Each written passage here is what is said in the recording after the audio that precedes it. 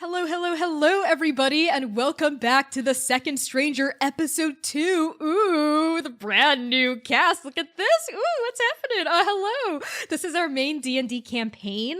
I'm Connie. I am the GM and executive producer for Transplanar RPG. My pronouns are they, he, and she. You can find me on TikTok and Twitter at by Connie Chong, and make sure to follow our main campaign's socials at Transplanar RPG on Twitch, Twitter, Instagram, Tumblr, pretty much anywhere you can look us up. We also post VODs on YouTube at Transplanar RPG. With that out of the way, I'm going to pass along introductions up over here to Lyra. Hello, everyone. My name is Lyra. My pronouns are they, them, and she, her. I am the artistic director of Shout, Minnesota's transgender diverse voices, an all trans choir based in the Twin Cities. We are currently on hiatus as it is becoming increasingly unsafe for choirs to meet, but you can keep up with updates by checking us out on Facebook and Instagram at Shout Minnesota. I'll pass introductions to Erica. Hi, everybody. I'm Erica. She, her pronouns. I play V Scherzo. And I am a Twitch streamer and speedrunner of Resident Evil 7, currently unofficially 21st in the world as of last night. Actually, by the time you see this, a week ago. So come watch me on Twitch at Erica Newgirl. You can also find me everywhere on social media at Erica Newgirl. Come hang out. We have a good time. Take it away, Max. Hello, I'm Max. My pronouns are they, them. You can find me on Instagram, Twitter, TikTok, sometimes at Starchmonger, where I dance and do like fashion stuff. I'll pass it to Austin. Hey everybody, I'm Austin. My pronouns are he, they, and she. Whatever you'd like to use are good with me. You can find me on Twitter at Sailor Scott Austin. It's at Sailor SCT Austin. I'm a professional game writer, designer, player, and podcaster. Now, I podcasted before this, but now I also am a professional game podcaster. So I got the three-peat going. Yeah, that's really it for me. I'm going to give the mic back to Connie. Fantastic. Look at these amazing, beautiful faces here. So again, this is episode 2 of The Second Stranger, which is our main D&D campaign. We stream Saturdays at 7 p.m. U.S. Central Time. That's 5 p.m. Pacific and 8 p.m. Eastern with alternating parties of 4. So for the full Second Stranger story and experience, tune in every Saturday and follow our 8 main characters in our quest to restore balance to the grim, dark, and gritty fantasy world of Andake and kick some apocalypse ass.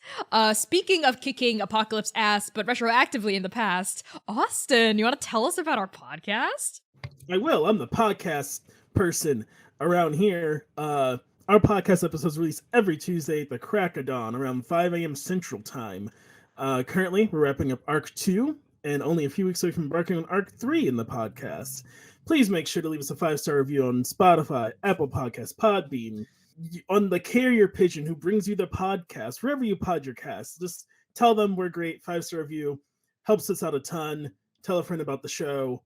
It's all fantastic. Wouldn't you say, Connie? Thank you for that, Austin. Yes, please check out our podcast. And speaking of our podcast, patrons pledged to our Patreon get early access to podcast episodes and all bonus content we release, plus access to character journals in our private Discord server, monthly gaming nights with the cast, and monthly cast Q&As. It's a lot of content for just $3, $8, $15, $25 a month. It's super worth it, and you help support this all-trans BIMPOC-led cast. Speaking of thank yous, a big thank you to our Patreon Paragons. These are patrons pledged to our highest $25 a month tier on Patreon. Thank you so much to Abigail Reitel, Azura, Brooke Bright, Charles, Chiacres, Cora Eckert, Lex Slater, Marvelous, Mitzi, Moonflower Tea, Purple Mouse, Risa, Rue, and Target. Here's a haiku written by me to you about this episode. 575, let's count them. Toqtoa Qaghan is gonna get on Dewey. Paragon Showdown? Question mark at the end. Speaking of, I think, thanks, Erica, why don't you tell us about our donation goals? Yes, Patreon is one way to give to us. Another way is to donate to us directly during this broadcast. We have a donation goal and incentives for this stream. Donos are now going towards super fun bonus scenes, and if we hit our goal, we'll unlock a very gay backstory. Secret scene! Woo! You can use the donate command at any time in chat. to support our all-trans POC-led cast and keep the chaotic queer content alive. Max, Grandma Erica needs a reminder of what's going on after a couple weeks off. Can you remind us what happened last time? I will do my very best. Previously on The Second Stranger, the Paragons, the Hounds, and Strike Team A converged at Dr. Aluso's for a potluck to celebrate Dr. Aluso's acceptance into the Alliance of the Eight and Adolin and the anniversary of everything going to shit. Manaia spent time with her parents, V committed herself to Rev, Dewey received a fun letter, and Abiku ate dinner. Ate, because she's definitely alive. And I will pass it to Lyra for today's title. Of course, of course. Hello, my name is Lyra, and I am here to throw words at your face. And those words just so happen to be the title of our episode. This episode's title is Unbreakable Dawn Mounting in Your Throat, which sounds a little uncomfortable, which is from On Earth We're Briefly Gorgeous by Ocean Vuong. And the full verse reads as follows. Beauty despite daylight. Say you'd kill for it. Unbreakable dawn mounting in your throat. My thrashing beneath you like a sparrow stunned with falling. Thank you, Lyra. And now moving on to content warnings for this episode. They may include fantasy violence, discussion of death and killing, apocalypse, trauma, complex and complicated relationships, blood and bloodletting, descriptions of vast heights and unknowable depths. Use !CW in chat for a full list of content warnings at any time, and !safety for a look at the cast's lines and veils. So we're all on the same page here. And with that out of the way, let's begin. The morning dawns gray and cold. Dr. Aluso's cottage huddles on a cliff's edge, cradled in dayspring mist. Yawning black and grim beyond the wooden fence, we see the Ukhliin Chasm, a caliginous wound carved into the rocky flesh of the Badlands. Wind whistles through craggy openings. Water gurgles down wet threads of silt. A sea of fog obscures the abyssal depths of the chasm, the eastern side unperceivable, swallowed by miles of mist and fog and endless horizon. Behind the barn, tucked within an overgrown garden, we see a freshly carved teleportation circle. A raised dais of stone brimming with arcane sigils. The symbols still smolder with magic from recent use, the remnants of the hound's presence lingering in the air. Walking up to the circle, leaving muddied tracks in last night's snow, are Costas and Voska. The former swaddled in thick furs and leather, the latter wearing little more than an open tunic and silk pants. They converse in low, hushed tones. Costas leans away from Voska to peer up at the cottage, where we see Dr. Aluso bustling in and out of their home, tramping frozen mud over their front porch, ferrying belongings from living room to outdoor yard. A length of rope, a yard of parchment, quills and inks and gems and scrolls and bowls. Her breath comes out in thick, opaque clouds as she breathes in the frosty morning air. His blonde hair is ruffled, his smooth brow knotted. They're currently helping the four of you gather your things for the journey east. Dewey, V, Manaia, and Abiku. And speaking of which, why don't each of you tell me how you're getting ready to go to Kheer Tal, starting with Dewey.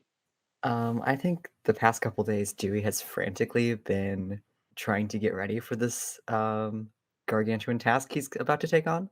And so he's been furiously going over research notes, books in Dr. Aluso's room, and he's also been like prepping like strips of dried fish and vegetables for the trip.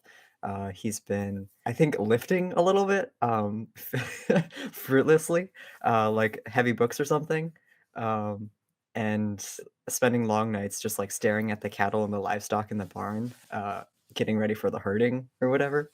All of this in like a very like frantic, panicked mode. It's not super productive, but that's what he's up to. Dewey, that's amazing. I need you to make a athletics check for me just to see how your lifting adventures go First You off, just want to know about the lifting, huh? I want to know about the lifting with the books. I got a 6. I think there's like we cut in during this montage of you just like trying to like squat with these like really heavy books like in your feathered hands, and then like you feel like a shadow like fall over you in like the room in the barn that you're staying up in the hayloft, and then you hear a familiar voice go, "Dewey, what are you doing?" And Rev is just sort of silhouetted against the doorframe, staring at you, struggling with like 30 pounds of books. Dewey drops the books and they scatter to the floor, and it's loud, and all the animals downstairs get spooked. What is this? I was just moving my books. You want to Packing. hinge at the hips, not at the knees. Here. And Rev steps forward and like collects the books with like a single hand, and like with like a single hand lifts up this entire thing you'd been struggling to lift and like plops it back in your arms. Come on. Oof. Activate at the butt, like you're trying to sit down or something. What does that mean? Activate your glutes, Dewey. Do you want the godshard of Gal Tenger or not? Now squeeze your ass. And I think we cut over now to let's go to V in terms of how you're getting ready. V, the last couple days, I mean, it's mostly just checking on gear, and I think there's primary 2 V's that you see as in this preparation. You see V, who is like very googly-eyed at Rev, and like whenever they're kind of together, there's an extra pep in V's step.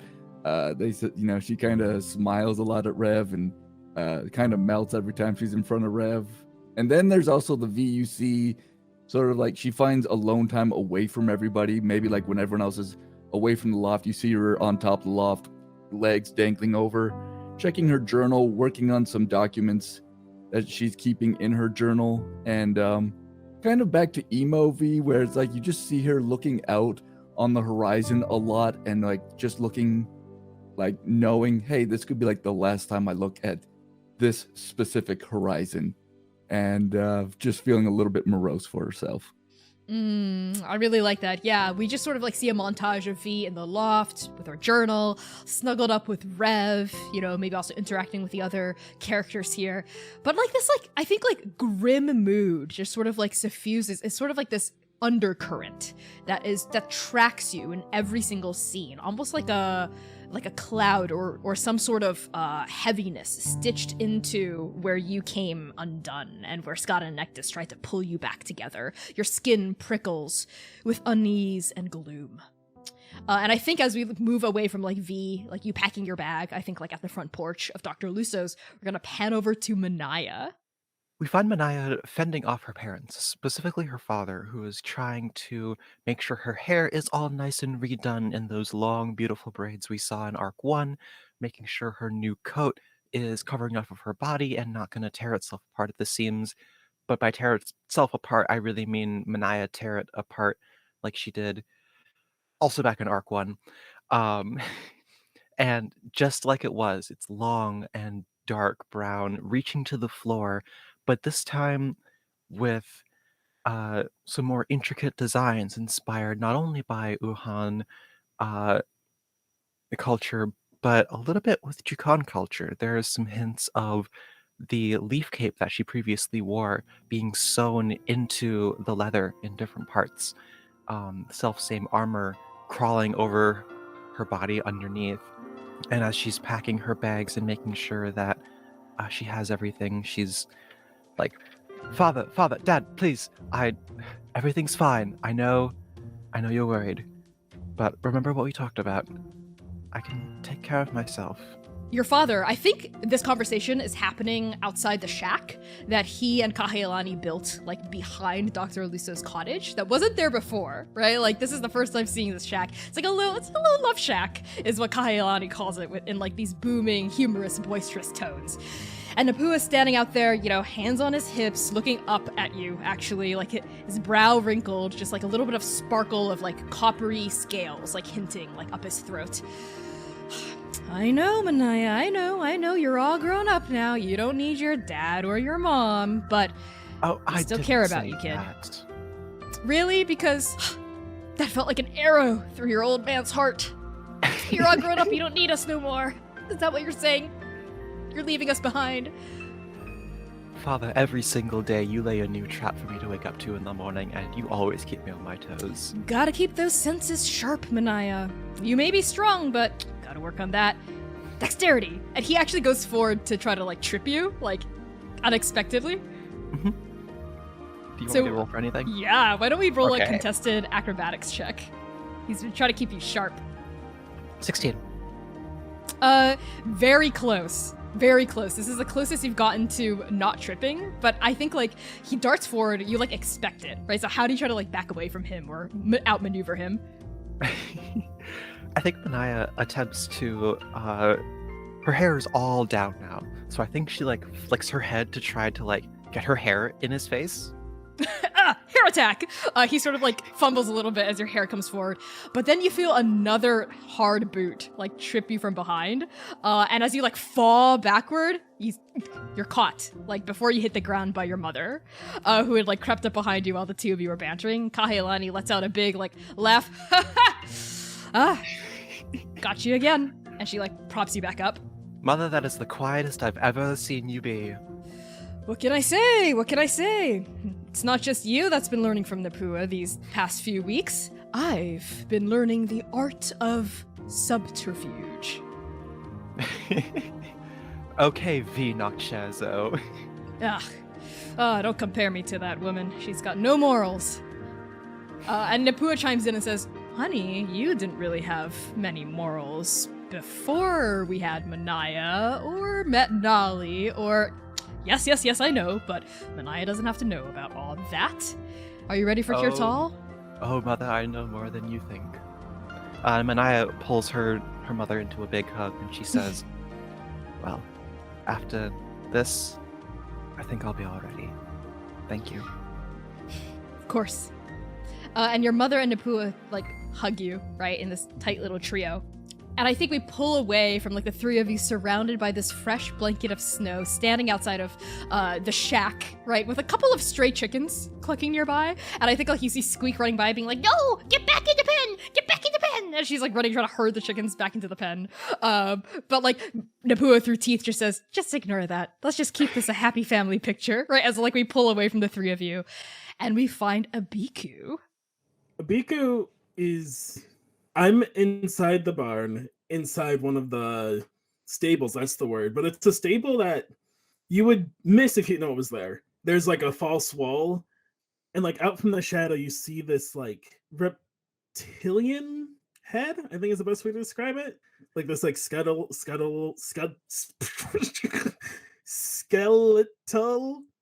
reptilian head, and you just see Biku place her hand on it, and the like where the eyes would be like light up like orange, I think, and then she just like takes the skull and like puts it in her bag, and then she goes to find Vasca and Costas. I almost always say Vastus and Costas. Their names are similar, yeah, I don't blame you. I go to find them. They were like near the teleportation circle. It sounded like it was where I would find them. Yes, it was right outside next to the barn. Oh, okay. She goes outside next to the barn. With your bag, I think like the flap of the bag is like obscure, like over the opening, obscuring this like orange glow, right? As you like heave this bag onto your body, you tramp outside, and like the bracing cold air greets your cheeks, right? And maybe like even like as the air brushes against your face, do we see like the clouds move in response to like the air around you? Or when I walk out, the clouds like blow back on my cheeks and then like shift back into place. That's beautiful, yeah. Mm-hmm. So we part ways now. Abiku, for now. Vasca steps forward, right? This Yuan-Ti woman with short white hair slicked back. She actually runs like a scaled hand through it, smiles, inclines her chin at you, steps forward and raises her hand up to sort of pat you on your like 8-foot tall shoulder. It has been an absolute honor and pleasure to get to know you, Abiku. I'm not... What if these people don't like me? Well, That would be their mistake. And I'm sure they'll like you, Abiku. I know that you have some reservations about sharing your past with strangers, and I would encourage you to see if they're worthy of your trust. If and when you decide they are, perhaps it will be time to open up. Like a test? Like, should I, wrestle? Oh, when you said test, I wasn't expecting, No, not like a test. You can arm wrestle them if you want, but I have a feeling you'll win, no matter who you're up against at BQ. You are quite strong. Instead of giving them challenges to overcome to see if they're worthy of your trust, why don't you just see how they conduct themselves when they don't know they're being tested? Oh. It's emotionally worthy. Yes. I mean, we're all paragons here. I mean, I am and the rest of them. So to an extent, we have to work with each other and trust each other. But we are only as strong as our weakest link. Threads of a tapestry come unraveled at a single point. And I hope that there is no single point at which our alliance, the Paragons, the Eight, all of us will come unraveled. I'm trusting you, Abiku, to get a sense of if they're worthy of being fully trusted here. You may count on me. My trust in you and your gestures to Castus is unwavering. I am sad I cannot go with you to where you need to go, my friend, but my work is not done, it seems. The Paragons heading to Kheer Tal need you. And Costas and I will be okay. We have to pay our respects to Atalanta. And there's sort of like a pause as like a shadow settles over Voska's like very regal and dignified looking face. And then she clears her throat. That shouldn't take too long. We'll return to the cottage and see if you all need help by the time that's over. Well, may the winds guide you well. And you as well, Abiku. And Costas strides forward, kind of gruffly, just sort of hugs you around the midriff. It's good knowing you. You're, as far as giant women go, you're, one of the best of them. Thank you. You're the best person with a nice face. I don't know anyone else with a nice face. I'm sorry. We don't have to talk about my ice face. It's fine. Listen, if any of those paragons try to give you any shit because you're not a paragon or because you're awesome and genuine, just tell them, spike them up the butt with a nice knife. Okay. That's from me.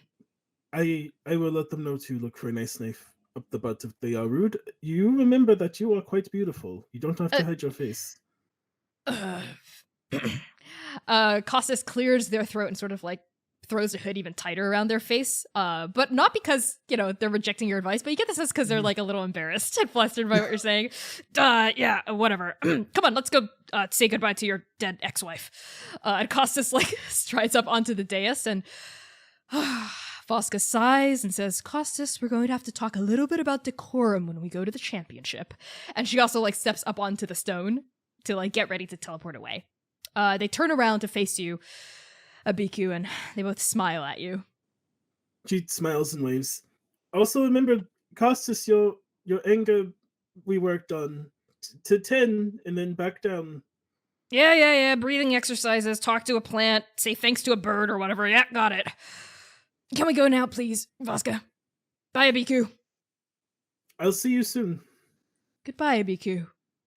And there is a vast shimmering of magic and light, and Abiku, you feel the weave just tighten, and then like guitar strings being strummed, like really strong with like a single stroke, as Voska and Costas sort of like disincorporate into like these glowing modules of light, and like a huge pillar of light like shoots up into the sky and disappears into like the thick mists of clouds hanging in the wintry atmosphere. And there's like a gust of wind, the clouds on your face ruffle, the weave loosens, the sigils glow and then die down, and Voska and Costas are gone. I think she kind of like tightens her hold on her bag and starts going over where gathering and just says sort of to herself under her breath, well, it's you and me now, son. I think you hear a voice in your head, shimmering. If the voice had a color, it'd be orange, right? Shimmering and warm, suffusing the interiority of your mindscape. A familiar voice at this point say, "From the beginning until the end, Abiku, you and me." That is right, my friend. Let us get going. They're probably waiting. Abiku, before we get there, are you gonna tell them about me? When it feels safe, we don't. You and I are not normal, and apparently your kind is never been seen. So I want to make sure they will not hurt you or try to take you anywhere. We don't. They might be paragons, but I mean, we don't know how people choose to be paragons. They could still be bad people. You're right. I like Voska, though. She's nice, and I like what she said about being careful to trust. And that is why we will be careful. Once I get a sense of them, they will meet you. You will not be cooped up for too long. Okay, it's nice and warm in here, though. Ooh, are these scraps from dinner? Yes, I did not need them.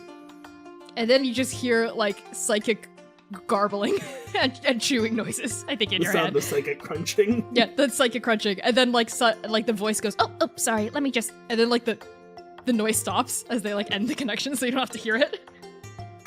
Yeah, they click mute, they mute their mic. And I think, like, Abiku, you stride back toward the front yard in front of Dr. Luso's cottage, where I think we find, like, the rest of you, Manaia, Dewey, and V also coming back, like, right, like, converging on this meeting point to gather before you say goodbye to Dr. Luso and Squeak, for now. So Abiku, you come back, Dr. Luso's there, just sort of, like, fretting over all the belongings they've, like, put out onto this little clearing of snow that they've created. Okay, the scroll there, the book's here. Abiku, hello! Hello again. I'm sad I could not stay longer. It's okay. You will always have a home and a safe place to rest here. And you're all coming back. We have 8 months. Yes, 8 months. That's more than enough time to figure out what's happening and fix the world. Off to Kheer Tal with you all. Manaia, V, Dewey, over here. V makes her over there. She's like, she's putting her explorer's pack on and everything like that. What is it? It's so sad we have to say goodbye again, Dr. Rowe. I know. This time you only stayed for a couple of days, couple of nights, but hopefully after this next adventure and we come back again, you can stay and rest for a little bit longer, but time is of the essence. Hello, Dewey. Hi. Dewey's in the middle of loading like his 6th box outside. Dewey, you've gotten stronger. Do you need help with that box? No, I'm okay. This is the light one. Reb's helping me with the heavy ones. You're gonna look into the shelter for me, right? Yes. There were some things I wanted to talk to all 5 of you, hi Rev, about before you left. Yes, Dewey, I will make sure to look into the shelter at the URL. I'll do my research as best as I can from here. I feel like it's necessary to monitor the machine in case any fluctuations occur and, of course, to help the populations at the chasm here. But I will look into the URL shelter and see what I can find. I guess Gentle left this, and Dr. Luso reaches up onto the porch and, like, pulls out this, like, box, this, like, wooden box. It looks almost like a care package, right? The outside is, like, wrapped up real nice, like, painted with, like, different colorful, various colors, I think, for, like, indigenous to, like, Moreaus, right? And, like, the top of the box is, like, ornate, and there's, like, this, like, cute little, I think, like, drawing on top of, like, a flower. And Dr. Luso says, I actually did the liberty of drawing the flower on there. I am painter in my spare time. They hold the box out, and the flower is actually, like, beautifully painted. It looks like a professional, like, Renaissance painter, like, painted the flower. Yeah, and it's, like, glittering. It's got perspectives. It's really nice. They hold it out to the 5 of you and say, Gentle left this. It's, I believe, a care package of tea for your journey. Oh, that's so nice. And, like, V takes... Like, actually, as V is grabbing it, V, like, looks to Manaia, like, remember when you wouldn't let me take things from people? Manaia looks back with a look that says, Well, it's not gold, so... Could be worth more than gold, though. This is very kind of them. And V, I think actually when V like fully has the weight, probably starts to almost dropping, probably because she's not a very strong woman. I think Abiku sees that and takes it with one hand. This is so kind. Do we need... I can carry this if it is too heavy.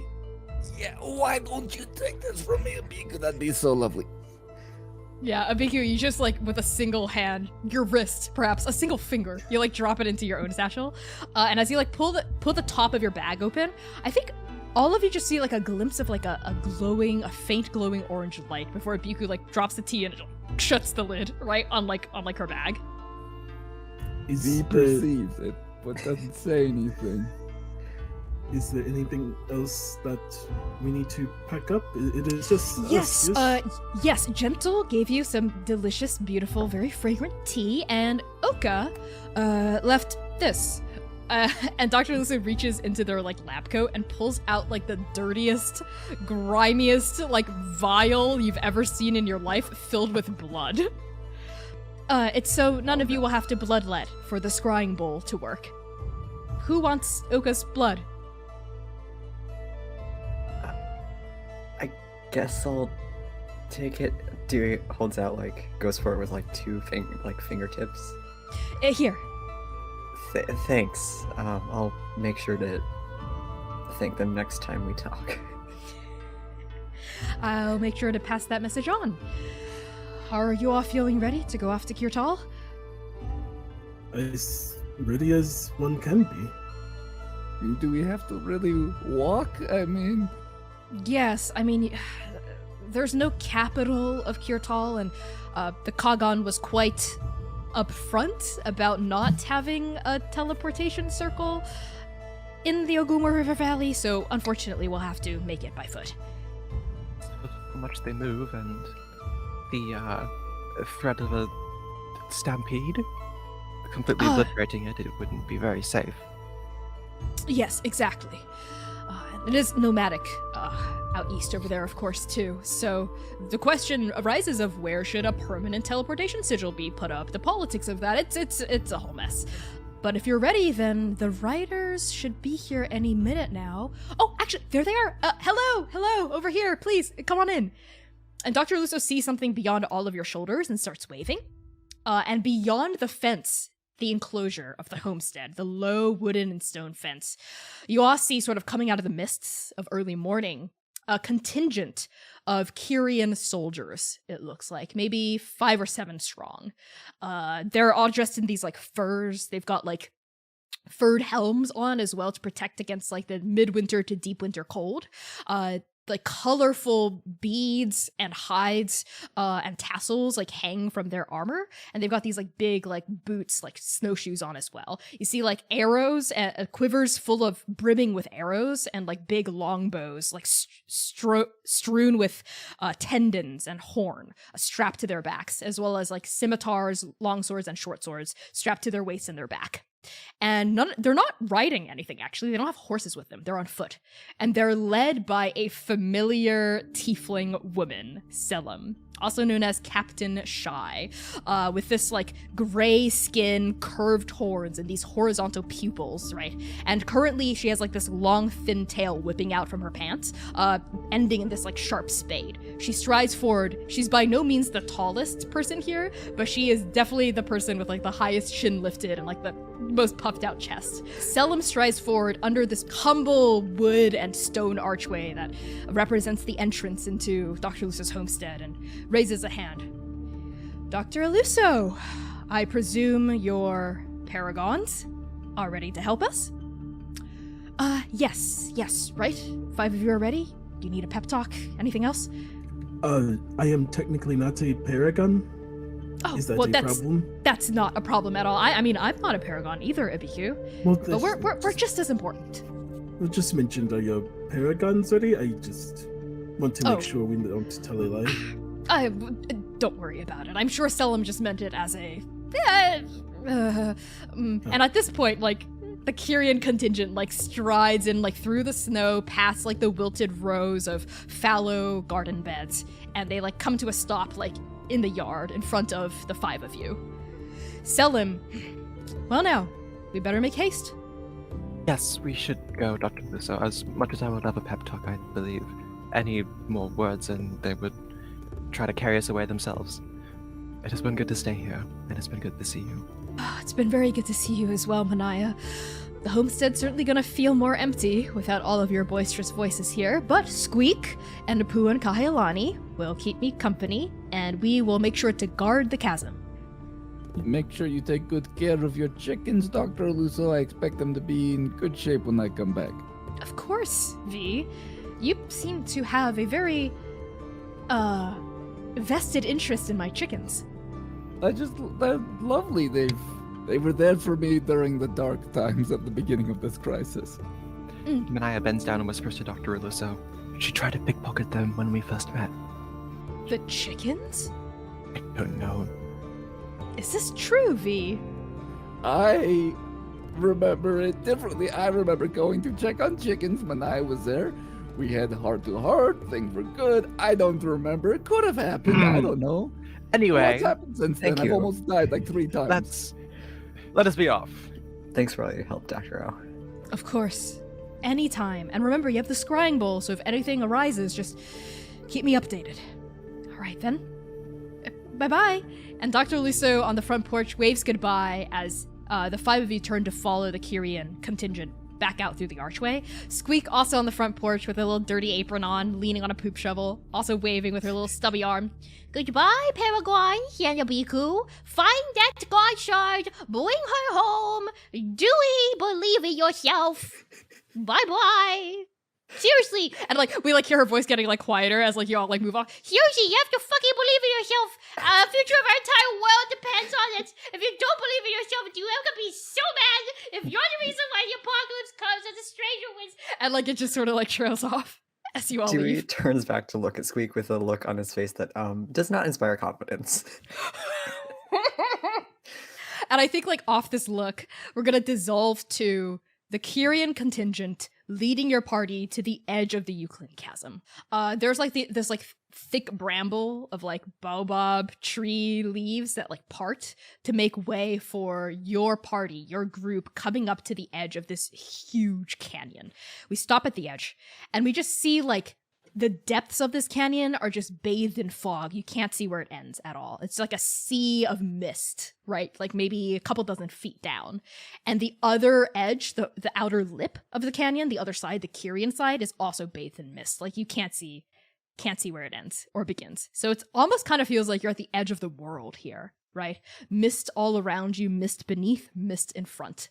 And like a cold midwinter breeze just sort of settles over your contingent, like billowing through your hair, the breeze running its fingers through like the various tassels coming off of the Kyrian armor. Selim pauses here, turns back to your party and says, all right, I assume none of you are very familiar with how the Ukhliin works? I was under the impression we were going to, you know, Manaia makes a motion as if we were going to fly over the chasm. You know, just like... Fly. You think we've got magic to spare for a first-class luxury cute little flight over the, what, miles and miles and miles of empty space underneath us? Oh, no, not magic. Just use your... You think we have Don't flying you have- horses?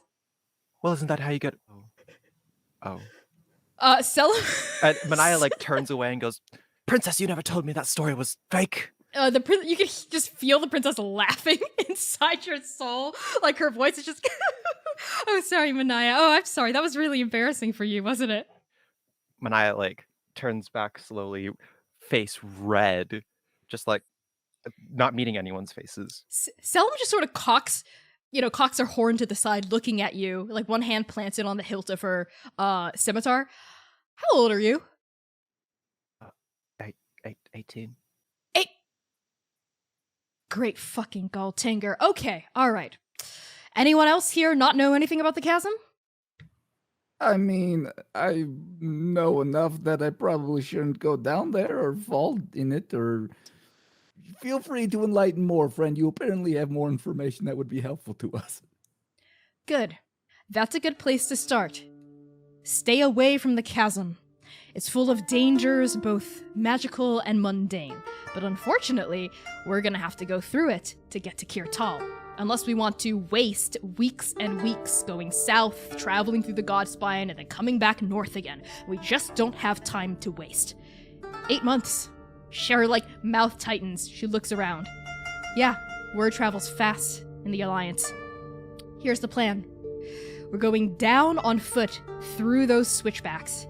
My wayfinders know a path that will take us over a known landing, a rocky bridge, and then we'll have to scale our way back up on the other side. There are all sorts of monsters down there, Andake and Cataclysm. We're gonna have to be careful. We can't ever keep our guard down.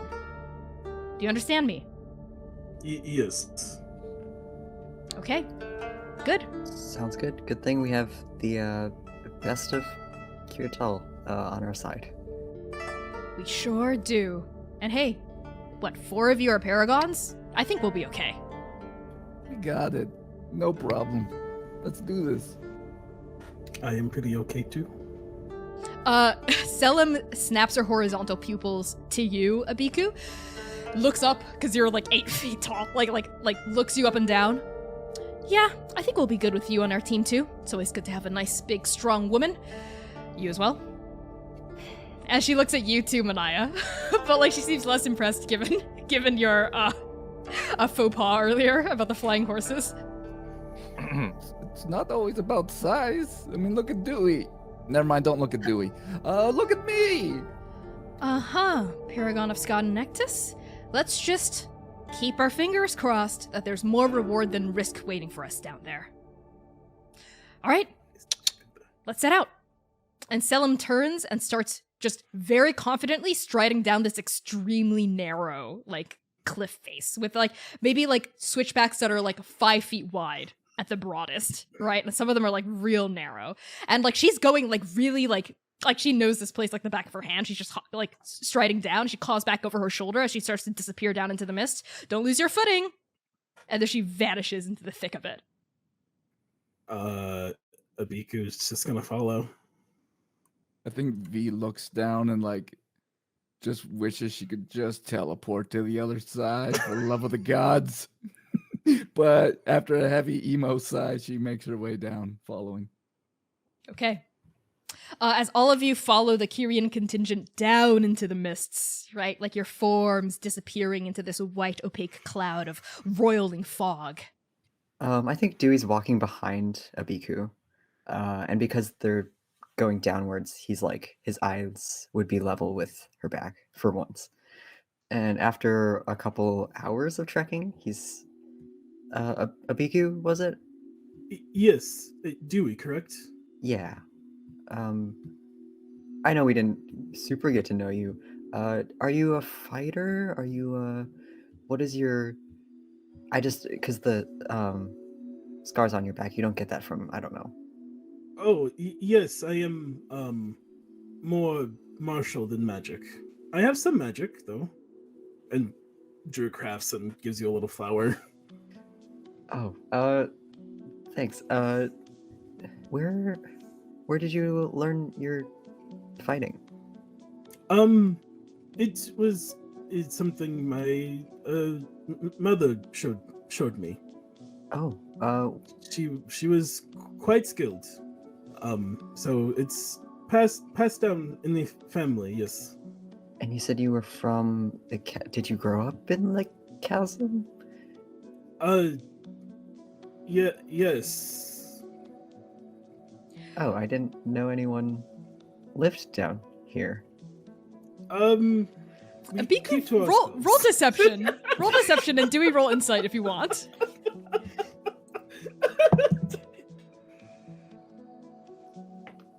Did you beat a 9? Yeah. Okay. That's fine. Yeah, I got 11. I think what this means, because it is suspicious what Abiku's saying, is Dewey, it's definitely suspicious, but you can't parse any details, right? You can't like read between the lines or figure out what's actually going on. You just know it's freaking weird. You just know it's weird and Abiku's hiding something, right? Sure, doesn't line up with what I know. What's it like? Growing up down here, I assume it's kind of isolated. You know, it's dark and there's the mist. But we get by. You get what you need. There's plenty of scavenger birds who come by to talk. Where do you come from? I'm from Ukhliin, so... Do you have family back there you hope to return to when this is all done? Yeah. My daughter and my wife are in Ukhliin, but, you know, things are tough, you know, how it is. Both of you just hear Rev's voice cutting through the mist. Ex-wife. Oh. Rev, we talked about this. We don't. Yes, technically. You know what it's like living in a place that's hard to get to, I suppose. Oh, yes, but maybe when this is all done, you can patch things up. I'm sure having to leave to stop the apocalypse did not make it easy. You're telling me. I think it's hard to understand for anyone who's not part of the egg equilibrium. Oh, yes. The doctor does not like that you call it egg. Well, look, I didn't come up with it, but it's easier. That is fair. Well, I'm sure once this is all done, and if we can get you Paragons home safely, that if you speak with your heart, she will hear you. Yeah, I'm hoping so. You don't know her though. How about you? You have family you're gonna get back to in the chasm once this is all over, since you're not gonna die? No. Oh. What? Is that where we find the end of the scene? Yeah. Yeah, No, I think what? Abiku just walks faster. silence just like No settles over. Yeah, no explanation. Abiku maybe like strides forward and like a Kyrian rider comes in to sort of like fill the gap. And like Abiku like disappears, like her massive shoulders like vanish into the mist in front of you, Dewey, and you're left hanging.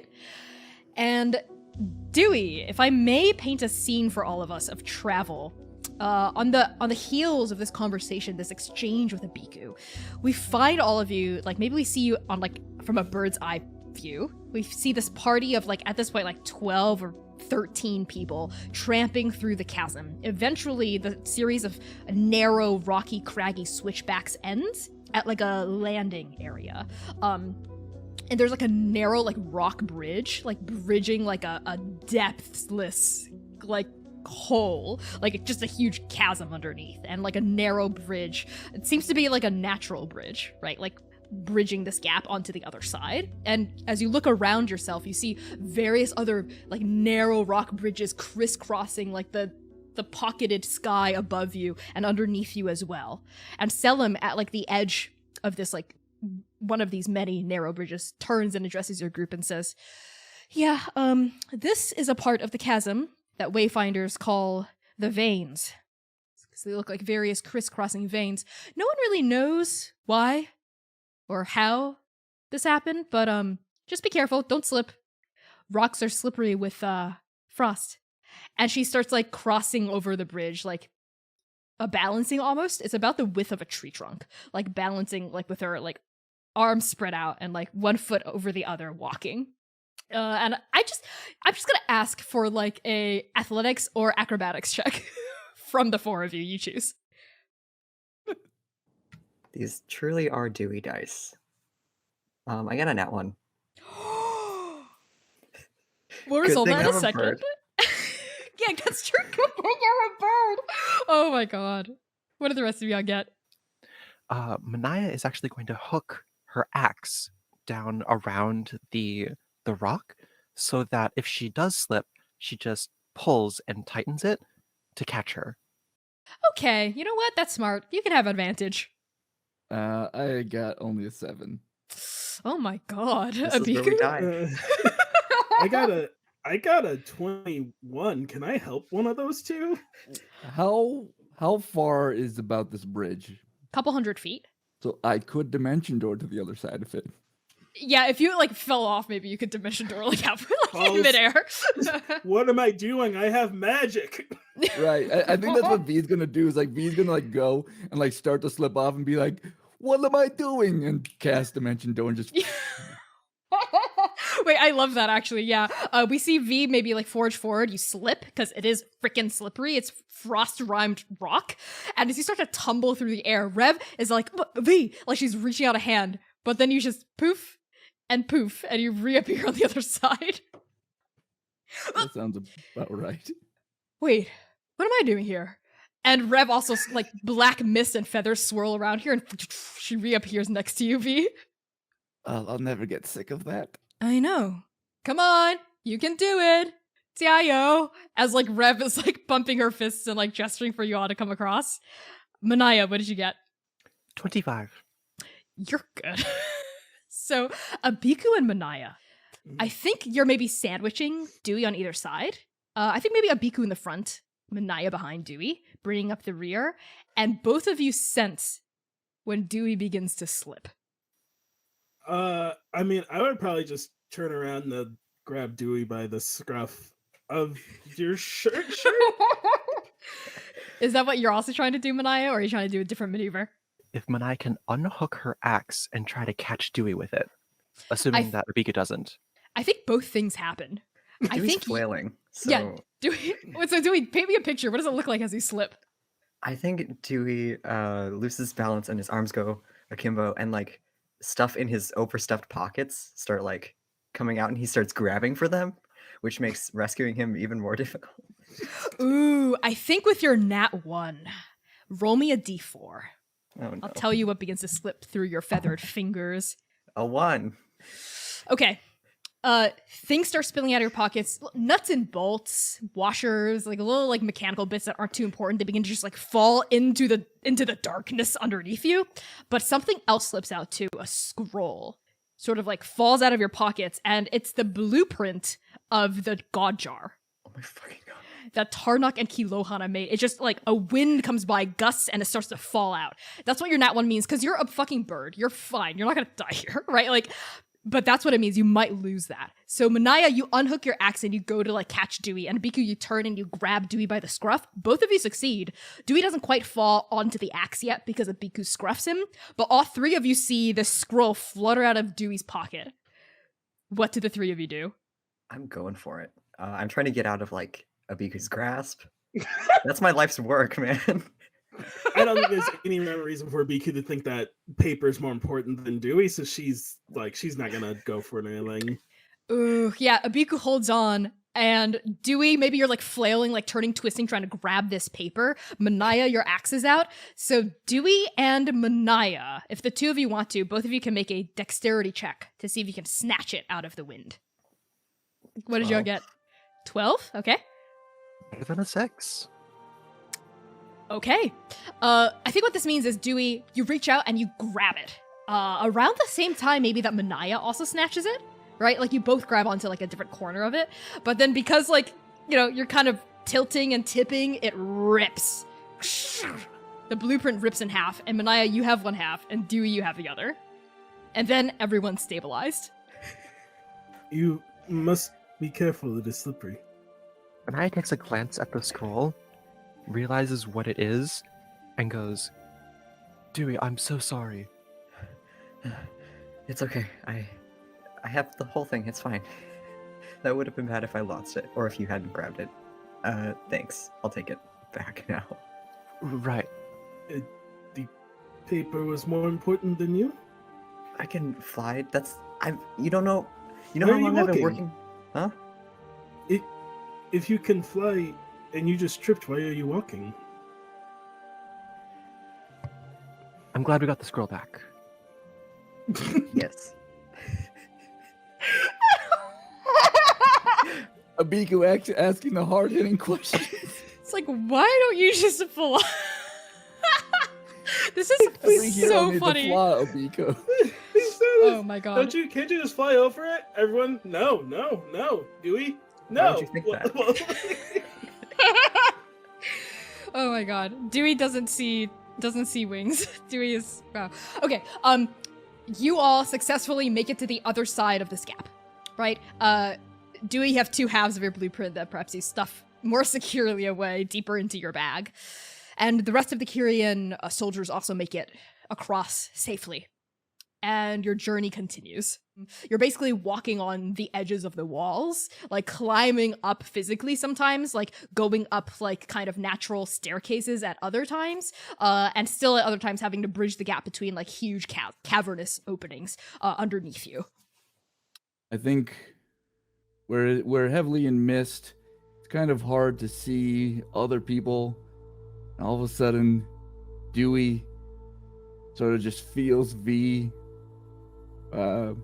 real close behind him. Real close. Maybe a little uncomfortable close. Hey, Dewey. Sure glad you got these plans for a god jar. Yeah. Dewey checks his pockets to make sure it's still there. We talked about this. Why? Yeah, no, it's it's just making god jars, doing things that aren't looked down upon in many circles. It's kind of you're getting into like some lichdom territory. You gotta feel like maybe you're playing with some fire, don't you? Or you don't worry about these things that you're getting involved with this little pet project of yours. Okay, V. In addition to literally playing with fire, you're the one who got involved with the chrysalis. Come on. I mean, yes, I got involved with chrysalis, but I know a lot more information because I got involved with the chrysalis. I've been in their hideout. I've seen where Adam likes his little creepy office. I've tried to fireball him in his office. At least I've done something, Dewey. That's me getting involved with lichdom, trying to do something about this. What, you don't want to you don't want to die with your girlfriend, right? Kind of seems like we're heading that way. It's gonna be one giant party, but It's not going to be a party. do you have any other secrets that perhaps you're keeping from us that might, I don't know, almost get me killed eventually? No, I don't think so. You don't think so? If you have something in mind, let her rip. I actually don't know. Look, Dewey, I just want to know, you've been the one who I now least trust in the party. Usually that's me. Usually people don't trust me, and I know how to play that card. I'm just wondering if we're going to be doing this thing, the final rock tour of 8 months here that we've got, if we're really, if we're on the same page here. My page is that I don't necessarily want these to be the last 8 months of our lives, if I can help it. So if that's the page you're on, then we're all good, but...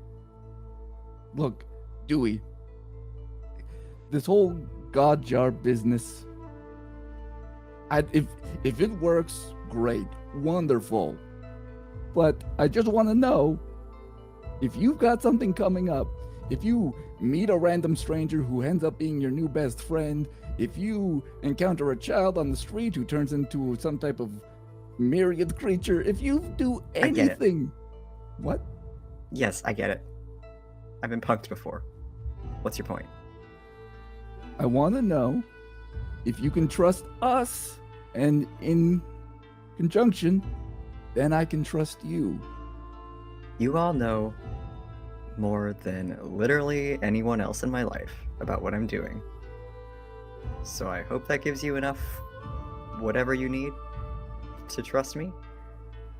What's the name of your child? How's that relevant to... You said we know as much as anybody else. I don't know the name of your child. Anna? All right. What's the deal with your dad? Well, I wish I knew. Never met the guy. Supposedly, according to my mother, he was a dragon. You know that dragons don't... Exist? Yeah, well aware. Okay. Me and my mother, we didn't get along too well while she was still alive. I think V, like, takes a moment to, like, look Dewey up and down and be like, look, Dewey, I want to trust you.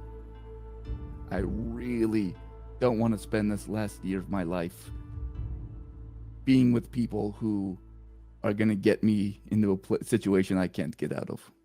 I'm already in a situation I can't get out of. I'm a paragon. But Yeah. in the meantime, let's keep talking and let's not hold things from each other that could get people hurt. Sounds good. This conversation was super pleasant. I'd love to do this again. Hey, I'd love to go to the nothing plane and almost dissolve, but here we are. Selim's voice cuts in. We found a place for camp. Come on, everyone. As I think like the mists wipe away and like your conversation maybe fizzles right, like between the two of you, like, interesting terms to end that discussion on. The mists wipe away briefly to show like a little like overhang and like a little cave, a little cavern, right? That the Kyrian soldiers have discovered. We see like soldiers head inside. They like light up torches. For like the fire comes on and begins to like illuminate the depths of this rocky cavern with light. Someone begins to start like a little campfire going. A watch order is decided. And I think like at this point, you've been walking the entire day. You've been traveling the entire day and it's nighttime now, right? Starless dark pours down like a black river, like over the sky, way like hundreds of feet above your head, like the lip of the chasm looming, right? But this far down, it's felt like night for hours now already. Abiku. As you're setting up your little corner of this like area, you hear a familiar voice resonate again around in your head. Abiku, did you hear that conversation between Dewey and V? Yes. So, what? I know. What? V's dad was a dragon? But I'm a, Yes, but it Am doesn't I her dad? I don't think so. That would be weird. That would be You don't- really weird. You don't seem I don't mature think. enough? Yeah. I guess we don't know. I don't know how old I am, or you, but you don't... It feels like it would be wrong. Yeah. I don't think. Maybe we're like siblings. Maybe we have the same dad. Maybe that's why we're back. Maybe? So, maybe we aren't... I don't know how old he is. Maybe we haven't been gone that long. Can you But the doctor ask? said we seemed very old. Yeah. I How old? trust I guess the I doctor. can't ask how old V is, but... Vasca said that was rude. Maybe you don't ask how old she is. Just ask, how many birthdays she's had. That's not rude. You're asking about parties. I gesture like this to the empty air. You are so smart, my friend. Thank you. I'm the brains, you're the brawn. That's why we're such a great team. It works very well. Oh, I will be right back. You wait. I like put my bag down. Oh, okay. I'll be quiet. I'll play dead. Hee Yeah, you both like chuckle at this inside joke, but Abiku, you chuckle out loud, and like someone gives you a weird look as you just start laughing because of I do like. the full on Seventh and Scout Pilgrim. That's actually hilarious. Yeah, and Abiku, as you start to pull yourself up and approach V, I want to give you a chance to, have your own little scene moment while that was happening. Hey, V, Yes, Manaia? how are you doing? Oh, dealing with life as it comes at me. Counting down the minutes, hours, days, months. Yeah. Ah, Anyway, can I ask you about something? Sure, of course.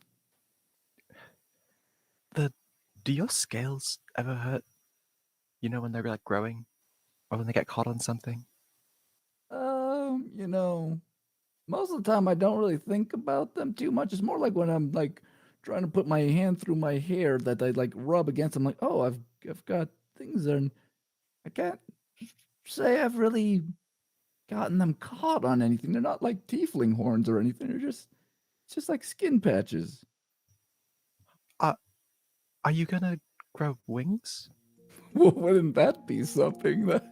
If I had wings, unlike Dewey, I'd fly everywhere. You wouldn't get me back on the ground. So, are you? When I like looks around. So, are you really turning into a dragon? Princess says your like soul is shifting, but I don't know. She plays practical jokes on me all the time. Listen, you can tell me, all right? You know, surprisingly, I have not really investigated this whole getting scales or changing physically. I just it started with Scott and Nectus. I figured I don't know, something about Scott and Nectus. You know, I've learned that they apparently like dragons. So I don't know, maybe I'm just maybe it's their power. I mean, my mother had ideas that I was born from a dragon father. I mean, there's no evidence to suggest that I was truly born from a dragon, even if Scott and Nectus were talking about me being, you know, part of Scott's team, whatever that means, you know. I'm not a... Trust me, my mom tried to convince me for years I was a dragon, and, you know, I mean, I would love to find out one way or the other, but... Right, you're right. You'd love to find out. No, but seriously, V, you know you can tell me. Look, Manaia, if I find out that I'm actually part dragon, I'm gonna tell Rev and Lotus first. Oh. But after that, then, you know, I would let you know eventually. Oh, right. You'll totally be like 3/4 tops. Let me know what. And Rev is like, I think helping to like start the fire. Oh, nothing. I think V like sees what Manaia's like shift, and oh yeah, we're just we're talking about me learning a new spell. Yeah, spell. Yeah, spell. Right, spell. Magic stuff. Yeah. Okay. Spell. Boring stuff. Go back to it. And Rev like goes back to striking the flint. Okay, so you're like growing a tail, or no? And then V's just like, get out of here. I think it's at that point where Abiku comes up, right? Hello, V. Abiku. We met briefly? Yeah, Abiku, yes. Yes, we've only been traveling for, you know, some time together. And yes, I remember. Oh, yes, right. I was wondering, how many birthdays have you had? You know, I stopped counting after about the 20th one, but... Oh, so at least 20. I would say I'm probably in the ballpark of about 110 birthdays, if I had to guess. Oh, that is a lot of... You must really like parties. That's a lot. I do love a party, let me tell you. When lots of people show up and it's crowded and everyone's talking and distracted, I love a good party. You're right. Have you had your birthday this year yet?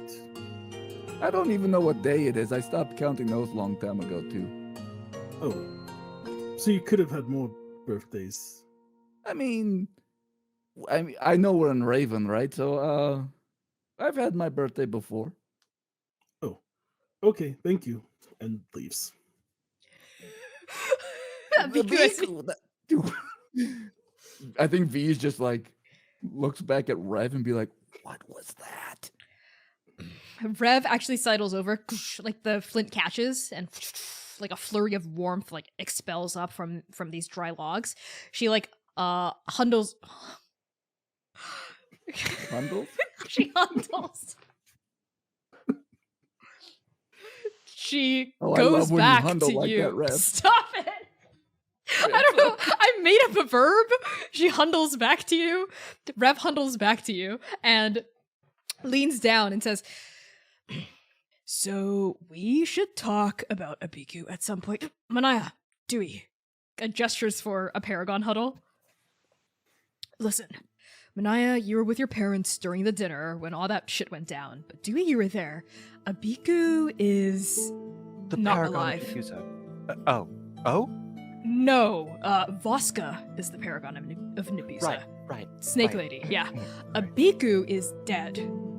Like dead. Like deader than me, doesn't have a heartbeat dead. My heart beats once a minute. Just, to keep the magic and the soul pumping through my body, if not blood. Abiku's doesn't at all. She's like dead. I mean, she seems like a really pleasant. Yes, she's literally harmless. I've kept an eye on her for the past few days at Dr. Luso's, and while we were traveling today all day, she's... I think I saw her stop to talk to a butterfly. I don't think she means any harm. But if she is undead, that's something we should know, right? I mean, I've been dead before, but Dewey, you helped me. That's Abiku. different. You were brought back from the dead. I'm still technically a corpse, and so is Abiku. I don't Animated know by if magic. call her that to her face. She's very concerned about how many birthdays I've had. That's weird for someone who's not living. She asks very strange questions. And Rev tosses a suspicious look over her shoulder, over her feathered cape, and we go to Abiku. At this point, I think you've returned to your pack. And Sun's orange voice in your head is just sort of beaming. You did a great job. I don't think that was suspicious at all. No, I think we did great. Yeah, I think at least 110. At That doesn't least, seem as that's pretty old old, right? Well, the doctor said thousands for us. Yeah, that is what she said. Maybe V's my younger sibling or something, or we share a Maybe. grandma twice removed. Or a great grandma. I don't Maybe. know how old. Actually, I never asked Vasca and Costas how old they were. I don't know how old people get here. Maybe that's know. normal. Maybe being in your hundreds is normal. Yeah. Hey, why are they all huddled up? Are they leaving you out? I wave. Hey, Hey, Abiku. We're just having it's just a paragon huddle, Oh, You see, that's not a normal wave. what is a normal wave, Dewey Quirk? Okay, me? You have wings for arms. What is a normal wave to you? Exactly. You waved like an undead person, right? What does Right? that We can all even agree. mean? Rev, can Yeah, you wave? Rev lifts an arm and waves it back at Abiku. Yeah, see? Look, it's See? it's rigid, like rigor mortis, right? What? You know, I love you, sweetheart, but I don't know if maybe we continue keeping an eye on, but I don't know Okay. if. I mean, we've got scientists here. We've got strong woman with axe, and I like to set things on fire. I think we could take her if we have to. Well, I don't know if we have to get to that. It's just good I just want us to all be on the same page about if any of us sees anything suspicious about Abiku, if she does anything, says anything weird, just let us all know. You know what I mean? Like every time, because then it's gonna be like every. Okay, not like every single time she stops to talk to a rock, okay? But just if anything big happens. I can do that. We're on the same page here? By my count, it's been like 6 rock conversations so far. Yeah. Hey, I can look Abiku. over, and now Abiku is seemingly talking to a weird succulent growing out of the rock. 7 rock Yeah. conversations. Yeah. And we cut back to Abiku, and the succulent, in a voice only you can hear, in a way only you understand, is saying, "Well, it's been years since anyone's ever held a conversation with me. I've just been on this cave wall for as long as I can remember." Do you know how many birthdays do you have birthdays? Birthday? I wasn't born. I grew from a seed. I sprouted. Ooh, There are that's many nice. seeds down here, and there is one kind of seed deep within the chasm. And you hear other roots of the succulent chime in. Deep within the chasm. Deep within the chasm. One other kind of seed none of us have ever seen before. Would you like to see? I could go get it. Oh no, it's too far down. Miles and miles and miles and miles far down. My can walk roots for a don't long stretch time. that far. What's should it be- like to walk? Well, and then I explain walking. And I think you like start like Yeah. maybe you get distracted from that conversation and you talk about like Yeah. being a person. Yeah. And I think like the night probably winds down that way, right? Watch order set up. Each of you maybe also take a shift as well. Darkness settles in, and like we hone in on this like campfire burning in the depths of this cavern. For Abiku would offer for watch, so that everyone else could rest and she could handle it. Interesting. Maybe that's a conversation you have with Selim. Yeah, as you notice, like, Selim sort of, like, partitioning tasks and delegating decisions, right, like, to her underlings, you walk up to her. Yes, and Bao, make sure that when you take first watch, you don't fall asleep, okay? You're a great wayfinder, but you're kind of... Oh, Abiku, was it? Yes, I could handle the watch and everyone else could get some rest. I'm feeling quite energized. Wait, you can't stay up all night. I am very skilled at getting by on little sleep. She, like, cocks her head, like, squints her eyes at you, and says, okay, then why don't you take the entire shift for tonight, but I'll swap partners out with you. Okay, that seems fine, but if everyone wants to get some rest, we walked a long way. Uh-huh. I mean, you've walked a long way too, aren't you tired?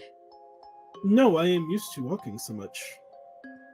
I mean, I'm used to walking through the chasm, and even I'm kind of tired. No offense, maybe get better at walking? Selim, like, lets out a kind of offended expulsion of air, looks up at you and says, you know what? Fine. Take the entire watch tonight. I'll assign partners because, frankly, and she, like, takes a step up to, like, how tall you are, but she, like, looks up glowering at you, points a finger at your chest, like, in the crest of your bandolier style. I don't really know what you're up to. And I know you're up to something, but I'm gonna assign partners to your watch, just to keep an eye on you.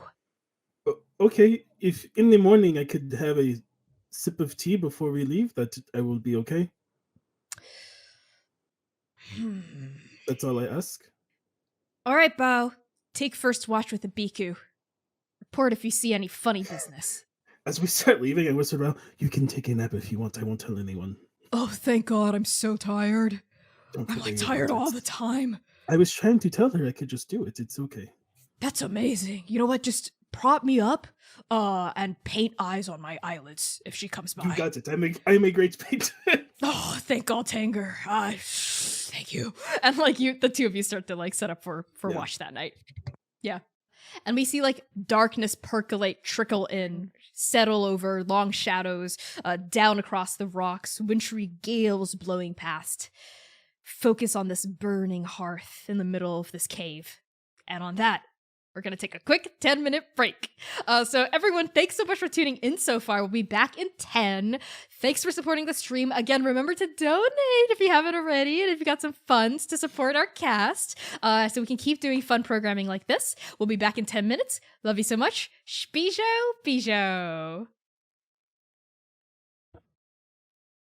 Hello, everyone. Welcome back to Arc 5, Episode 2 of the Second Stranger. Yay! We're going to hop right back into this with a list of content warnings first. Just as a reminder, everyone, content warnings for this episode may include fantasy violence, discussion of death and killing, apocalypse, trauma, complex and complicated relationships, blood and bloodletting, descriptions of vast heights and unknowable depths. Use !CW in chat for a full list of these content warnings at any time, and !safety for a look at the cast's lines and veils.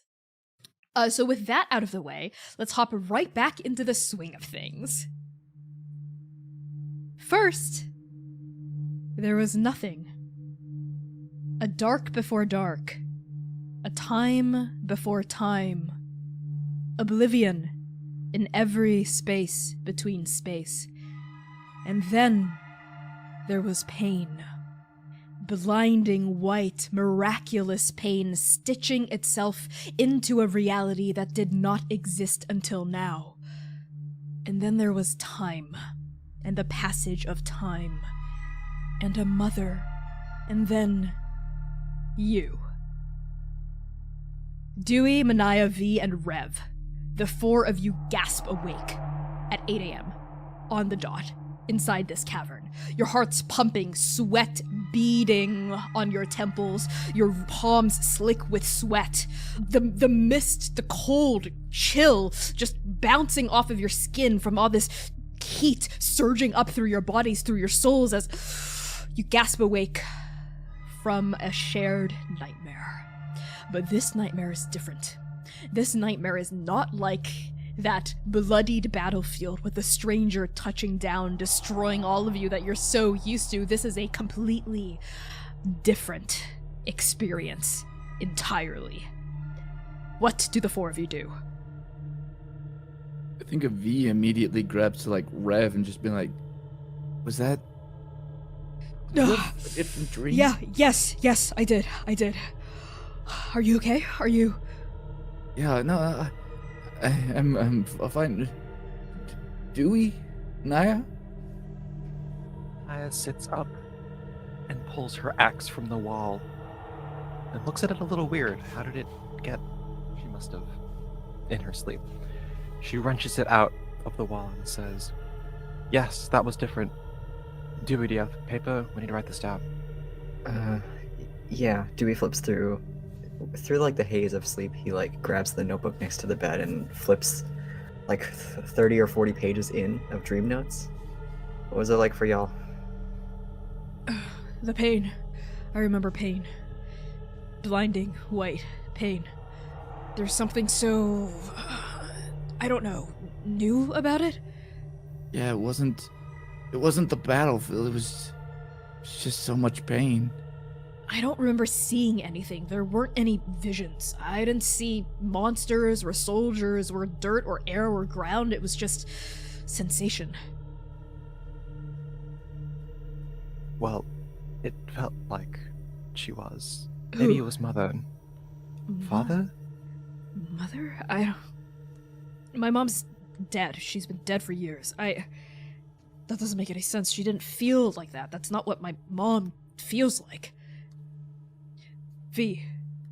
Dr. Ting, back in the court. When you talked to him as Adam, you said something about... Did he mention something about a mom? Yeah. He called the stranger, he referred to mother. He was always referring to mother. Is that the stranger or is that something else? And what's with the chrysalis and the URL and... I don't understand any of this. Yeah, it's others. We've had others talk about mother as well. Is that what it calls itself? Or is that what its followers call it? I don't know. I think at this point, this conversation is kind of happening in hushed tones as all the paragons are up. But I'm not sure, like, the rest of the Kyrian procession some of them might be getting up because, it's about time to start waking and doing things. So you see like soldiers like get up and they start to like kick out the campfire. They start to like roll up their bedrolls, pack up their belongings. And in the midst of this like morning hustle and bustle, I think the four of your conversation is lost, save for Abiku. Abiku, you've been up all night, right? Mm-hmm. And I think you noticed, your ear perked when you heard your four companions gasp awake at the same time. And I think you've overheard this entire conversation up till this point. Mm-hmm. I think do you all usually wake up at this hour on the dot? Yeah. Yeah. We have for a while now, yeah. I mean, you were Voska traveling had with that too. Voska. Yeah. Are you okay? Normally we would be. And this time we will be as well. Right? Yeah, we'll be fine, Abiku. You don't have to worry about us. Everything's the same as usual. Nothing's changed. Everything, business as usual. Stranger, battlefield, blood, eyes, wings. Right, Dewey? Maybe Dewey's facing the circle that we formed, and his back is to Abiku, and on the notebook, he's just written pain in big block letters. Abiku, So you sure. see it clearly. Yeah. And you overheard the entire conversation up till this point. Have I done something to not make you all want to talk to me? Was it the birthdays? I thought that was okay. I'm sorry. No, Biku. Oh, this is complicated. V kind of like looks at the other paragons of like, Okay, you know what? I'm just gonna say it. Abiku, it's not that we don't like you. You're very sweet, okay? You've got this thank you. flower nature princess thing going on, Flower. which is, yes, but we, don't really know what's up with you. See, everyone knows my deal, right? I died, the myriad killed me, and my fiance at the time, but I came back because I was so fucking mad that vengeance reanimated me. Too angry to die. Yeah. Everyone knows my deal. Everyone knows Dewey's deal, you know, on the run from the URL, divorced dad, you've got a kid, you know, everyone knows V's deal. You don't know who your dad is. You know, we went through the carnival, you're Scott and Nexus Paragon now. Manaia's deal as well, back in the court. That was why you were in the court in the first place, to save your parents, one of them died, etc. We don't know your deal, okay, Abiku? We don't know your deal. Well, I am here to help all of you. I do not have a deal. I'm not a paragon. I've traveled with Vasca, and she had the deal, and then I came home, and then the doctor said I had to come help you because Dewey has a deal. But not just anyone ends up working with Dr. Eluso, okay? Vasca is a paragon. Costas was sent by Oka. There's a clear cause and effect here. Costas has some sort of ice curse or whatever going on that I don't really care that much about. But you, because you're traveling with us. You said you were from the chasm? Yeah, nothing grows or lives down here, really. That's I point to the plant. That's a person, Abiku. Well, Mercy was telling me about how she was raised by monsters in the chasm, but that's different. I don't know how to answer because I don't remember much before I met the doctor. What, like you have amnesia? Well, by much I mean nothing. what's the first thing you'll remember? Walking. Well, waking up and then walking. Where did you wake up? The doctor was telling me. I didn't know where it was.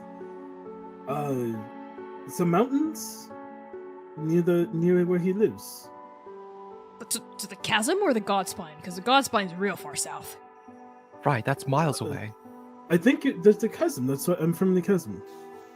Oh. I was not lying. You woke up in the chasm. That's all you remember? When did you wake up? How long ago was this? A year? More than a year? Wait, so on Adolin? During the Cataclysm?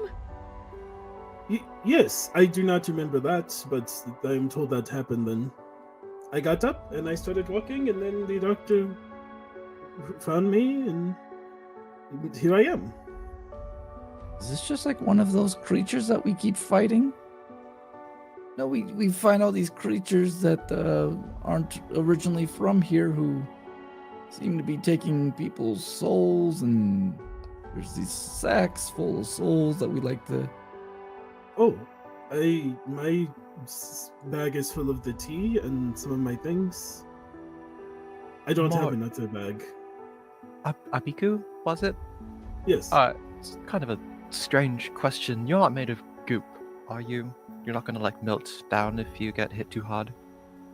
No, that I know. I've been hit very hard, and Okay. I did not turn into goop. Alright. Yeah. If you're an empty monster like Shakur, you're a real sophisticated one. Is there a way for us to check? I don't want to be an empty monster. I want to help.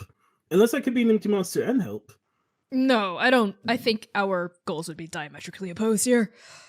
Oh, okay. V, you're the one who has had a lot of contact with the Nothing plain. I'm so sorry to ask, but is there any way you can, I don't know, suss out if Abiku's empty touched? I mean, do you have any eyes on you? Besides Eyes these? seem to be a good I know you've got those eyes. Very good. Yes. Do you have any more eyes in places that typically don't? We're talking about like eyes like on other parts that are like. Not that I know of, but I've not had one check. We don't have to check. No, that's not necessary. I'm gonna take okay. Abiku's word on this. How about wings? You got wings? Larger than they should be. I don't have wings, no. That's good, Do you- right? It seems like a good start. I mean, could I try hitting you and see if you melt? But we don't need to do all of That that. seems counterproductive. Ugh, I wish Oka were Frankly- here. They'd just take a Right. vial of Abiku's blood and figure it out. Frankly, Yvonne, if I trust the doctor, and if the doctor trusts Abiku with us, then I trust Abiku. I mean, should we really trust the doctor? What do we Yes. really? Okay. Interesting reaction. Not helping your case, but I trust the doctor, but she did also hide the fact from you all that they knew that the Paragons were destined to die. This is true. Would You hid that from us as well. No, I didn't. On the basis that it was an assumption we all knew. I thought it was obvious. But Dr. Luso knew you all better than I did, and clearly they knew you wouldn't have drawn the same conclusion. I trust the doctor. I do. I trust Hitsageton. I trust that they're doing what they think is right, and that ultimately our goals are aligned to restore balance to Andake. So, okay, Abiku, is there anything you're leaving out? like what? I don't know how many birthdays I've had. Uh-huh. Is 110 normal? Is that a lot? Is that average? It's pretty high up there. Most people live V to is be an there. outlier and should not be counted. Yeah, V's unusual. Okay, good to know. I would go have some tea now. Does anyone want some? Let me, From the gentle box? Sure. I'll have some tea. Wonderful. I'll help you brew it, Abiku. Yeah, Okay. yeah. Rev, she's not going to poison us. I didn't say she was. That was an assumption you're making, Manaia. I'm just gonna make The sure buddy she... system. Exactly. Buddy system. It's dangerous down here. Well, I suppose I walked a lot of it, and she like gets some wood together and then just drew a craft, sets it on fire. Yeah, I have It's been a noticing teapot. that. Your little magical bursts. And Rev just sort of like, she seems to have let her guard down a little bit more, but she's like watching you carefully as she goes up to you and helps you brew Gentle's tea. Abiku definitely gets the tea out of her bag, like blocking her bag though. Uh-huh. Hey, it's just tea and stuff in there, you said? Yes, tea and my personal things. Uh-huh. Personal things. Got it. Don't you have personal things you don't want others to see? Of course. What, You- like you got like a diary in there? Well, maybe I don't know. We all have personal things that we don't Okay, want someone okay. else Yeah, to you're see. right. You're right. We all do. Yep. Okay. Pass me the loose leaf. Rev takes it. Doesn't try to look into your bag, but is like, huh, like considering you, right? Like I've got my eye on you as she like starts getting the tea ready for everyone. I think maybe this is happening as like breakfast is being served and eaten. Selim is barking orders for people to start packing up their things. You have to like get going the next 30 minutes if we want to get to the other side of Kheer Tal before nightfall, basically. So yeah, V, you've got like a little opportunity, a window here where Abiku and Rev are occupied with prepping tea, and the knapsack is next to Abiku, but not unattended, but not immediately being watched. Yeah, I think V is gonna try to do some sleight of hand to just kind of sneak up on it and maybe grab and look Okay. inside of it. Roll perception, Abiku, and roll sleight of hand, V. I got a 28. Jeez. 28? Yeah. Dang, 14 yo, beat plus my 14. 24. Oh my god. It's close though. You're both very skilled. So V, tell me how this goes down.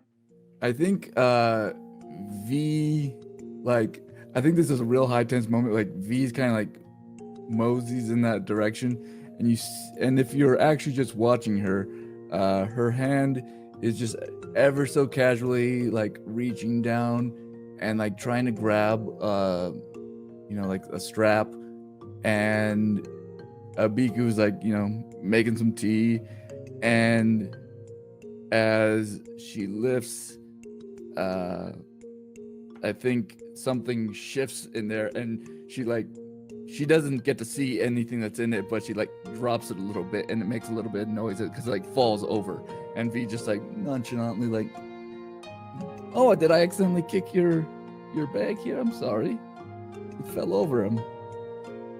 If you would like some tea, you can just speak up. She says pointedly. I would love some tea. Yeah. Can I use my Flash of genius to help and like me? distract? I'm like, oh yes, I would love some tea, and like move in next to Abiku. I love that. So what's the bonus V gets? It's +5. So it beats it by 1. Oh be a my 21. god. I love that actually. Yeah. So like Dewey, you distract by also calling out for tea, and in that like split second, Abiku, where your attention is diverted to this Birdman, V, you get a chance to get sticky fingers. What do you do? Yeah, so V just like in that brief moment, V just quickly like grabs it and like pulls over and like just flings it open real quick, like with her back trying to be turned, and like You look inside? yeah, V just gonna look and open it up, and I'm assuming seeing some Yeah, Abiku, what does V see inside the pack? You see Gentle's tea. You see, for sure, like a diary with a bunch of clouds drawn on it. Some makeup, a letter, and a reptilian-looking skull.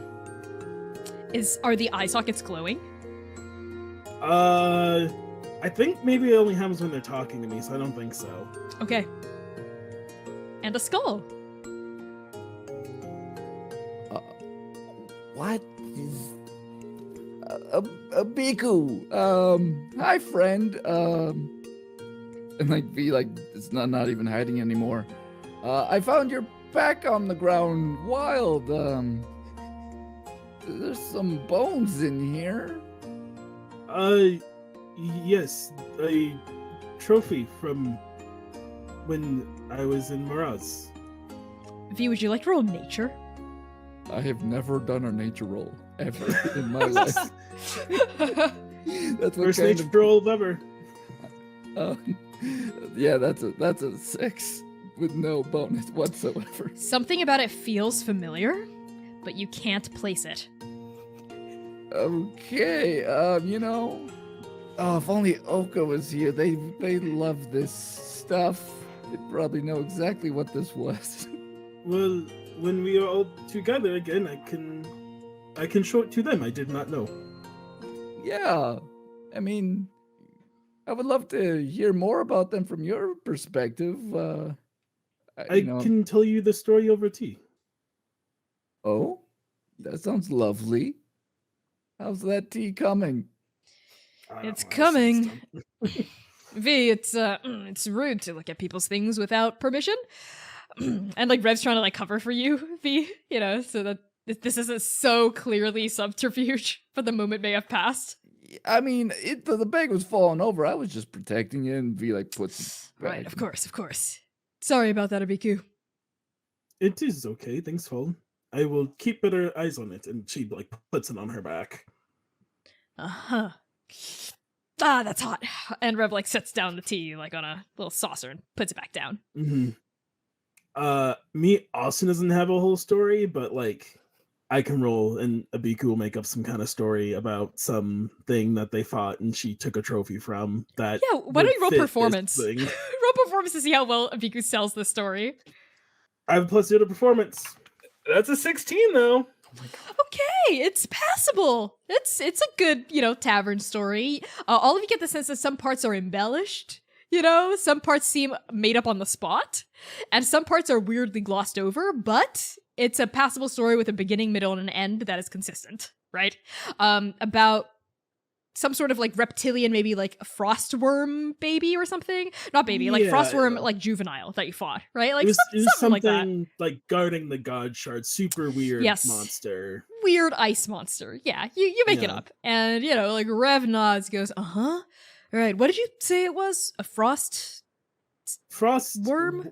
Worm. But worm was spelled like a Y. I thought frostworms were a lot bigger than that. It was a small one. Uh-huh. All right. I am much bigger than most people. That's true. Things come in all sizes. Good point, Abiku. Good point. Any particular reason you're hauling it around with you? A trophy, a good luck charm. It was a very hard battle. I, for one, thought it was a lovely story. Thank you. Can't quite match up the flying Kyrian horses, though, can it? Hey. The princess told me they were true. What? You're a patron that lives inside your soul and is known for pulling pranks? And telling lies? Right. Suppose I should have learned a little more from interacting with V, huh?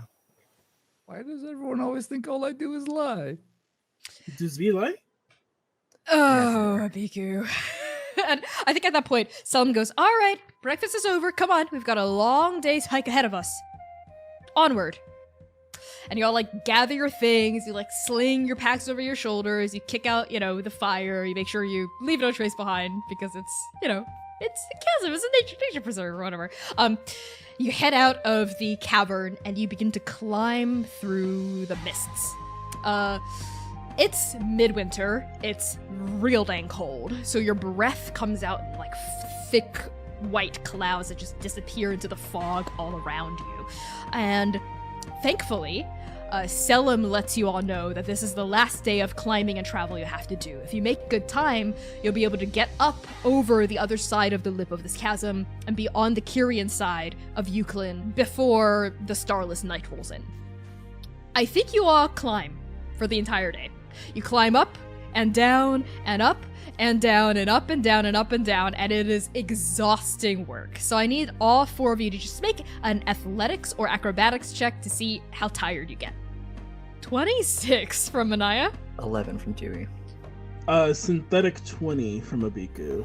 Okay, and looks like V got an 11. So Abiku and Manaia, the two of you are able to weather the climb quite well. It's hard work, not gonna lie, but you don't get, like, exhausted by the end of it. It's like you have, like, a nice, tough workout that's kicking your butt a little. By the time that Selim leads you up another series of switchbacks, right, and, like, the bright, sunless midday sky starts to turn a darker, duller gray as we head into late afternoon. As we head up, Dewey and V are lagging behind, because with an 11, you don't beat the DC, and the two of you are gonna have to take one level of exhaustion. By the time we get to the top of this ridge. Which means you have... for now working on my glutes. I know, yeah, your ass is burning by the time you, like, rise up out of the mist on fire. I think maybe as we climb up and out, Manaia extends her axe down for Dewey to grab. She pulls him up. Thanks. You hoist Dewey out of the fumes of the Euclid, and he looks real bedraggled. You know, Dewey, Rev filled me in a little bit. You don't have to squeeze your ass that hard. I am Take some not. breaks every once in a while, you know? Aren't you not supposed to squeeze your ass when you're walking up a mountain? You're not... And, like, Rev comes out of the mist as well. She looks fine. Just like the other two huge women. She's got when you're walking. Yeah, maybe V, if it's okay with you. Rev's got you, like, slung over one shoulder, or she's, like, holding you bridal style or something. She's, like, half carrying you. Because at this point, I think you've gotten quite tired.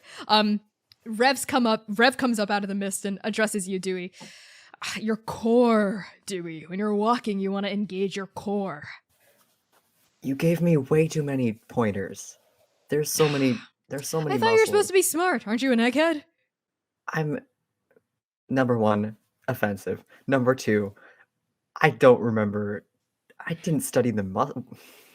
Manaia We're almost there, right? giggles a little and goes, "Oh, Dewey, we're just messing around, right, Rev?" And I'm not just Manaia, like, messing around. He needs to start getting yoked. while Rev is saying that, Manaia like attempts to do the thing where you like pat someone on the back. Yeah, I think Dewey, you feel all of the wind get knocked out of your solar plexus when Manaia pats you on the spine. Ugh. Yeah. Let's get you on a cardio regimen. I think that'll be good for you. Some calisthenics. Is finding the godshard not enough? Isn't it like a big herd that we're gonna probably have to chase and run after?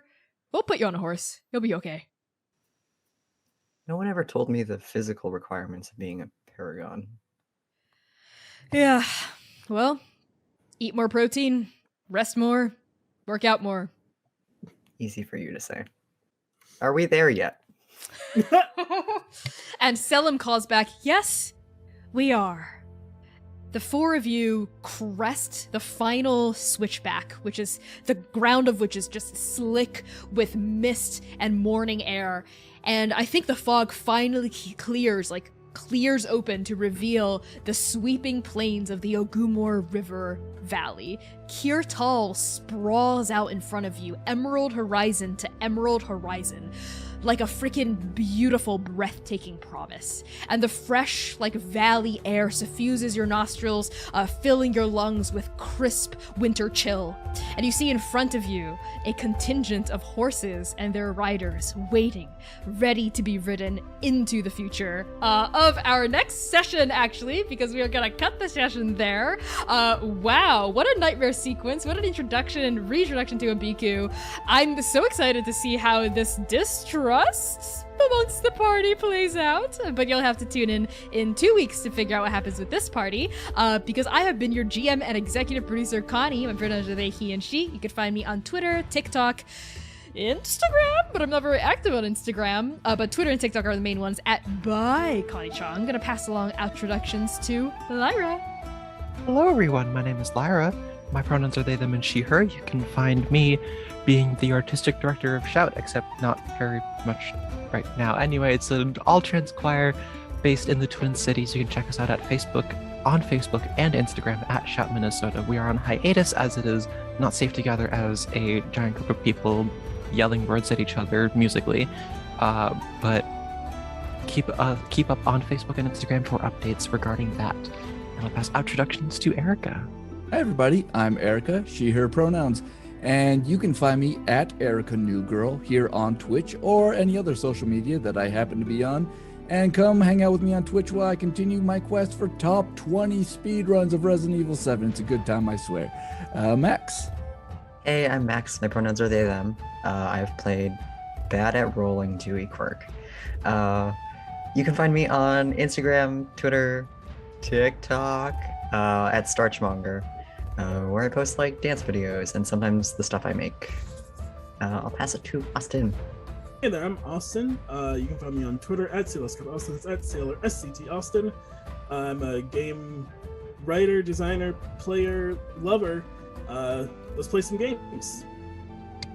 Heck yeah. So this has been Arc 5 Episode 2. Make sure to tune in next week for the next installment in our adventure, 7 p.m. U.S. Central Time, Saturdays. Make sure to toss a coin in our jar if you got it to unlock that very, very cool bonus scene at the end of the rainbow. And with that, we're going to raid someone really cool, no doubt, because we're beaming this to you from the past. We love you all so much. Thank you for bringing your beautiful digital faces here.